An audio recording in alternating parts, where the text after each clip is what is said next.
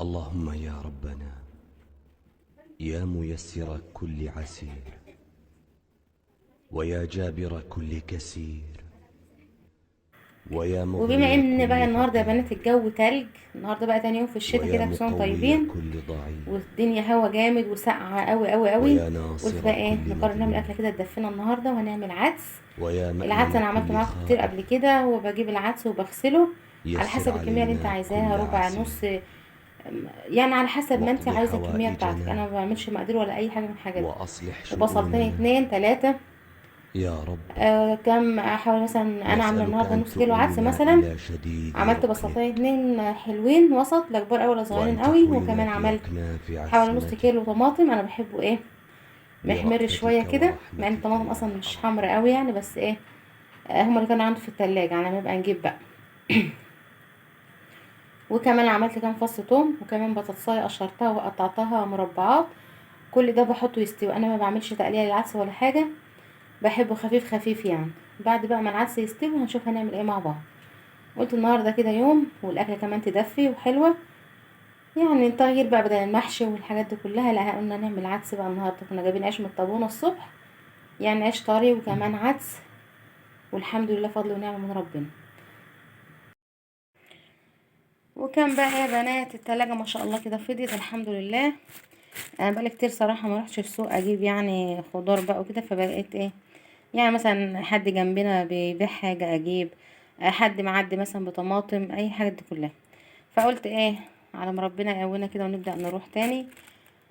فقلت اجيب بقى ايه الحاجات اللي ما تستغناش عنها اي بيت او اي مطبخ عموما، اللي هم الحاجه اللي عندك، اللي ممكن مثلا ايه لو ما رحتيش او مزنوقه او معكيش فلوس، هتطلعي وتعملي اي حاجه عندك.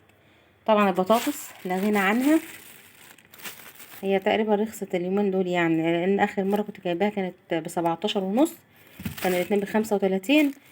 النهارده جابوا لي الاتنين كيلو بطاطس، بعت بنتي جابتها، وما شاء الله حلو يعني، مش وحش اهي، ما شاء الله حلو، ما فيهاش حاجه.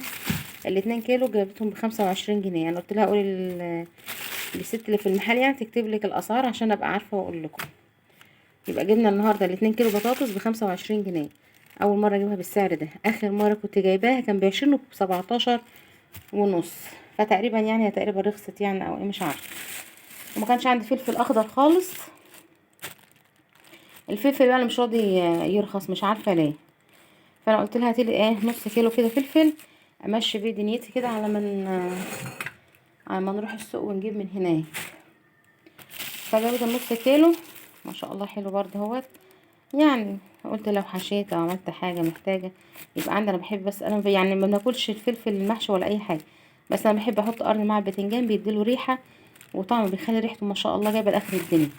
نص كيلو جبته ب7.5، يعني كيلو ب15.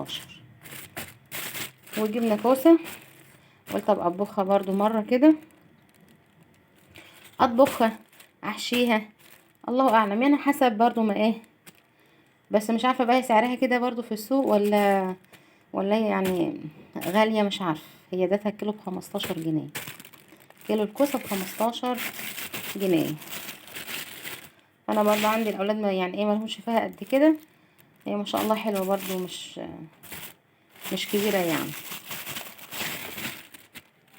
ما شاء الله حجمها حلو هي، سواء اتحشت سواء اتعملت طبخه حلوه جميله، وهتبقى عندي برضو في التلاجة ستر البيت.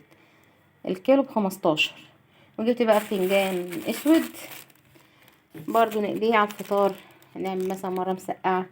انا جبت كيلو بس، قلت برضو لما يخلص نبقى نجيب غيره. الكيلو ب5، وطبعا لو في السوق هنجيبه بأقل من كده يعني، بس قلت بقى مش مشكله، هو كيلو ويتحط برضو في التلاجة. مثلا الصبح نعمل مثلا، نجيب عجينه طعميه، نعمل مثلا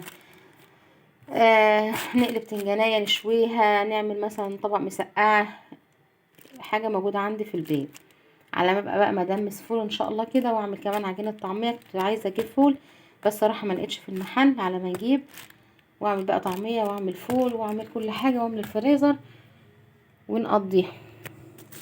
لان اصلا المشتريات اليومين دول او الاسعار، الله المستعان يعني، ربنا ايه يرحمنا برحمته، الاسعار بقت عالية عالية قوي يعني. جبت بقى شويه حاجات كده من المحل، من البقاله يعني، كان ما عنديش مرقه دجاج، فجبت علبه. العلبه مديها لها النهارده ب35 جنيه. فانا مش عارفه بقى صراحه دي سعرها ولا هي زادت، الله اعلم.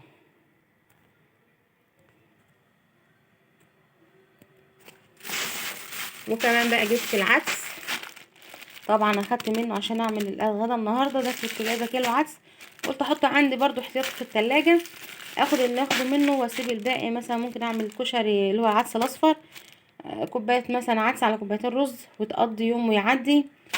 بس الكيلو، فانا مش عارفه صراحه هو غالي قوي كده ولا مش عارفه. الكيلو ب55 جنيه، فانا مش عارفه الاسعار دي بجد ولا هي رفعت ولا ايه بالظبط، مش عارفه والله. كيلو العدس ب55 جنيه، علبه مرق دجاج ب35 جنيه. وجبت برضو عدس بجبه، قلت برضو يبقى عندي في التلاجة ابقى اعمل يوم كشري.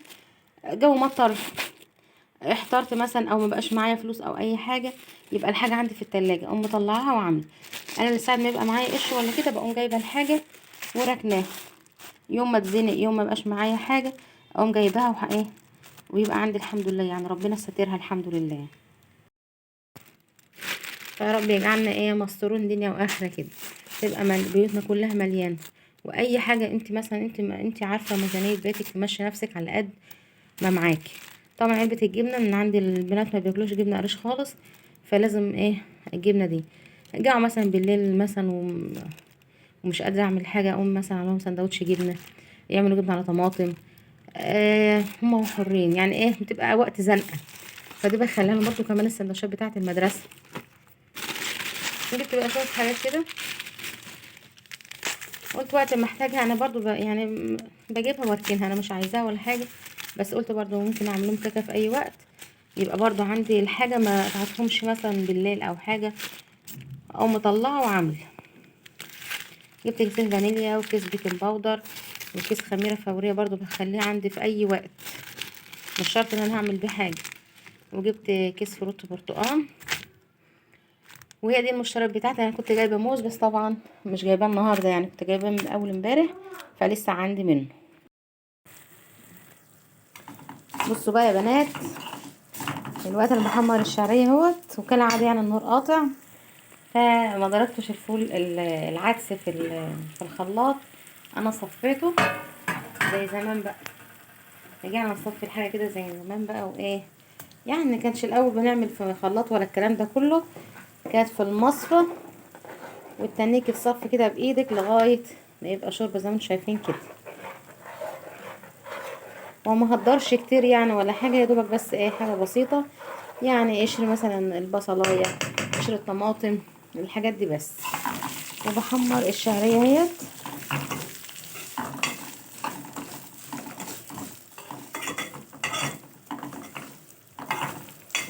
هحمرها بقى ومحطها ايه على العدس، ويغلي غلوه بس واحده واقوم طافيه عليه على طول.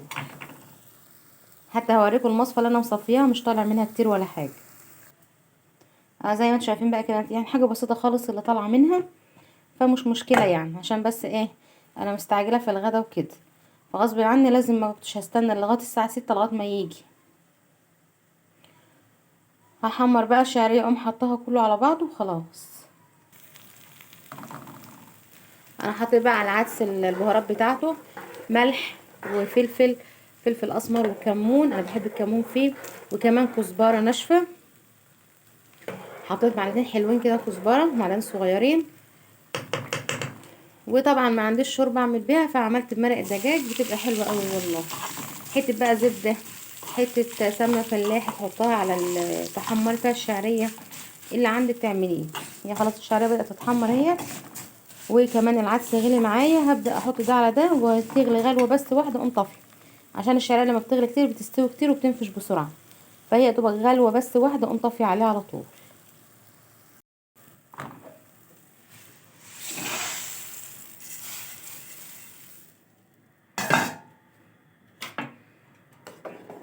خلاص انا حطيت الشعريه بقى زي ما انتم شايفين كده، تغلي بس غلوه واحده اقوم طافيه عليه ومغطياه، يبقى خلاص كده بالهنا والشفا. ايه الاكله بتاعتي النهارده خلصت.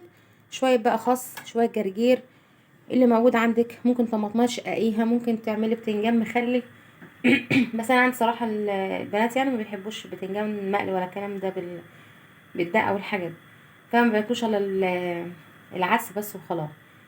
فنغسل بقى شويه خس وشويه جرجير، وكمان لما العدس بتاعنا يستوي ويبقى حلو زي الفل كده هقوم غارفه وخلاص على كده. استنوني بقى. ده بقى يا بنات خلصت العدس اهوت وغرفته، ما شاء الله جميل اهوت، ريحته بس كده لوحدها تجوع. غرفت بقى بتاع العدس، وكمان غسلنا بقى ايه، بنت راحت الغيط كده جابت شويه حاجات بقى من الغيط، جابت خس وبصل اخضر وكمان جرجير وبتنجان غسلناه برضو نقطعه كده والحاجه، وبرضو جابت خضره وشبت وحاجات بقى حلوه كده من الغيط. هنروح بقى نتغدى ونشوف ان كان الفيديو خلاص كده على كده ولا هنعمل حاجه تاني مع بعض. وطبعا بقى يا بنات كالعاده كده خلصنا بقى الغدا وشربنا الغدا وعملنا الشاي، وبعدين بقى شاي حلوين كده بعد طبعا الوجبه الحلوه اللي احنا كلناها دي العدس بقى والحاجات ديت، لازم تحبسي كوبايه شاي. بعد الشاي بقى نعمل ايه؟ نغسل نوعين، طبعا حله العدس كان عندي شويه رز كده في حله كده فضيتهم وقلت اغسلها بقى واطباق والحاجات ديت، وخلاص على كده. استنوني بقى هنشوف هنكمل الفيديو ولا هيبقى دي اخرتها، وهنشوف هنعمل ايه مع بعض. هغسل بقى نوعين بس يعني مش لازم اغسلها معاكم الفيديو ده.